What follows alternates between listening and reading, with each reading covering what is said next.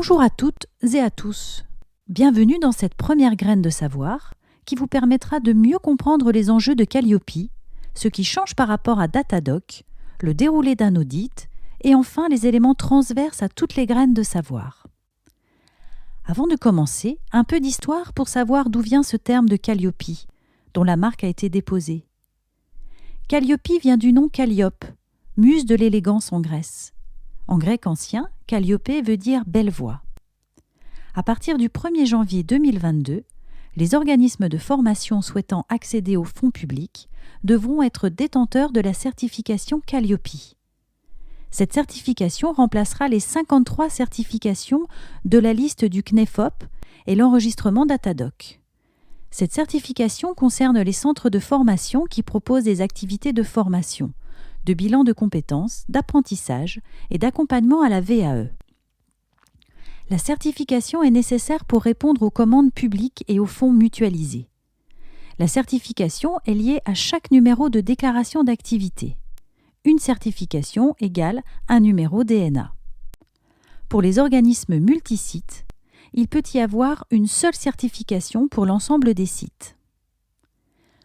Ce qui change par rapport à Datadoc, c'est l'ajout d'un critère qui concerne la veille législative, réglementaire et pédagogique. D'autre part, il y a des indicateurs communs et des indicateurs spécifiques en fonction des activités. L'enjeu de Calliope, c'est surtout et avant tout le passage d'une logique déclarative à une logique d'audit pour prouver la transmission de l'information et l'application effective de procédures et de démarches. Pour construire votre démarche qualité, vous devrez toujours raisonner en vous posant la question suivante. Quel est le risque pour le bénéficiaire si je ne mène pas telle ou telle action ? C'est ainsi que raisonnera l'auditeur qui viendra dans votre structure. Les non-conformités qui pourraient être relevées seront rédigées sous cette forme dans le rapport d'audit. Le référentiel dit « Nous constatons que », le risque pour le bénéficiaire sera. Cette réflexion doit vous permettre tout d'abord d'avoir une revue documentaire conforme et ensuite de dégager les pistes d'opportunité. Calliope, c'est 3 segments, les stagiaires, le personnel et le back-office, les locaux, etc. Cette démarche se passe en 3 étapes. Un audit initial sur site, dont la durée varie selon le chiffre d'affaires et selon le nombre de sites à auditer. Vous pouvez également bénéficier d'une réduction de durée d'audit si vous bénéficiez déjà d'une certification qualité CNEFOP. L'auditeur mandaté par l'organisme COFRAC vous adresse un plan d'audit qui comprend une réunion d'ouverture, les étapes de la revue documentaire, un temps de préparation en fin d'audit pour l'auditeur et la réunion de clôture. Il doit ensuite rendre un rapport à son mandataire contenant toutes les informations et éléments de preuve qu'il a passés en revue. Il pose un avis sur la certification. Votre dossier passe ensuite en commission au sein de l'organisme COFRAC et vous recevez ensuite une notification lorsque tout est conforme.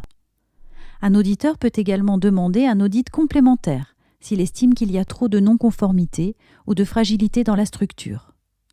Il devra justifier de sa demande auprès de l'organisme COFRAC qui acceptera ou non la demande. L'audit est factuel avec recherche de conformité et non un jugement des pratiques sur l'existant et du prévisionnel. Vous avez votre mot à dire. N'hésitez pas à questionner l'auditeur sur ce qu'il écrit dans son rapport. La démarche doit être transparente. Deuxième étape, un audit intermédiaire qui doit vous permettre de vérifier certaines fragilités qui auraient été relevées lors de l'audit initial, ou encore de vous mettre en conformité sur une nouvelle activité. Et pour finir, vous aurez un audit de renouvellement. Le cycle dure 3 ans. Avant l'audit initial, vous pouvez demander une visite d'évaluation ou vous faire accompagner dans la préparation de votre audit. Ce que vous devez faire en amont, c'est identifier les tâches et activités à réaliser, les organiser, mettre les ressources en face, informer les parties prenantes pour générer de l'engagement, évaluer et améliorer. Communiquez pour engager vos équipes. Ils sont partie prenante de la démarche qualité et doivent comprendre le sens et les enjeux de la démarche afin de ne pas vivre cette labellisation comme une contrainte, mais plutôt comme un bon moyen de s'interroger, de communiquer, de se former, de partager et de s'améliorer. Au cours de l'audit, l'auditeur peut interroger vos équipes, des personnes autres que celles que vous avez choisies au fil de ces questions. Il vous demandera également, dans la mesure du possible, d'assister à un cours. L'auditeur peut relever des non-conformités. Les non-conformités majeures qui demandent un plan d'action et une levée de la non-conformité dans les 3 mois. L'auditeur vous envoie le rapport d'audit sur lequel sont inscrites la ou les non-conformités majeures. Il vous appartient de rédiger votre plan d'action que vous renvoyez à l'auditeur. Lorsque vos éléments de preuve vous semblent conformes, vous les adressez à l'auditeur qui décidera de lever ou non la non-conformité. Vous pouvez avoir plusieurs échanges jusqu'à ce que la non-conformité soit levée. Certains indicateurs peuvent être sanctionnés d'une non-conformité majeure uniquement. C'est le cas de l'indicateur 22 ou 32 par exemple. Pour les non-conformités mineures, vous suivrez le même processus, rédaction du plan d'action et levée de la non-conformité avant 6 mois.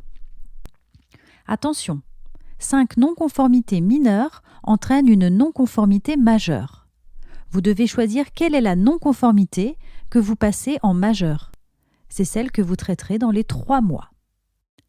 Certains indicateurs peuvent avoir une pondération de la non-conformité majeure qui devient alors une non-conformité mineure. C'est le cas sur l'indicateur 1 par exemple. Si certains programmes de formation que je communique ne répondent pas à tous les critères réglementaires, mais que d'autres sont conformes, l'auditeur minorera la non-conformité majeure en non-conformité mineure. Il s'agit d'une absence ponctuelle et non répétitive d'une information. Les principes de base transversent à tous les indicateurs. Pour vous aider sur chaque critère et indicateur, faites une cartographie de vos processus, moyens à disposition et parties prenantes. Cela vous permettra de compiler plus facilement vos éléments de preuve, de piloter vos ressources et de communiquer à vos équipes.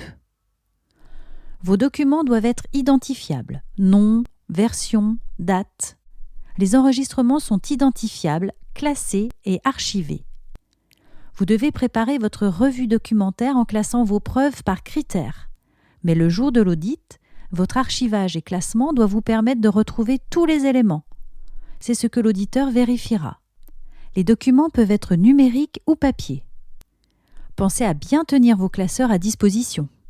Pour la prise en compte des situations de handicap, vous devez communiquer, accompagné par l'identification de la situation de handicap, proposer une individualisation ou être en mesure de solliciter des partenaires relais que vous aurez identifiés, informés et former vos équipes à la gestion et l'accompagnement des situations de handicap.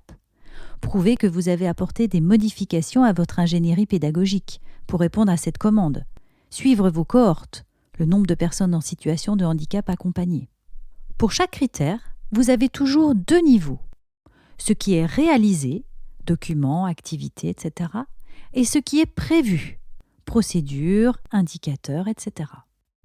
Avant de dérouler les 7 graines de savoir correspondant aux 7 critères Calliope, nous vous proposons un autre angle de lecture de Calliope.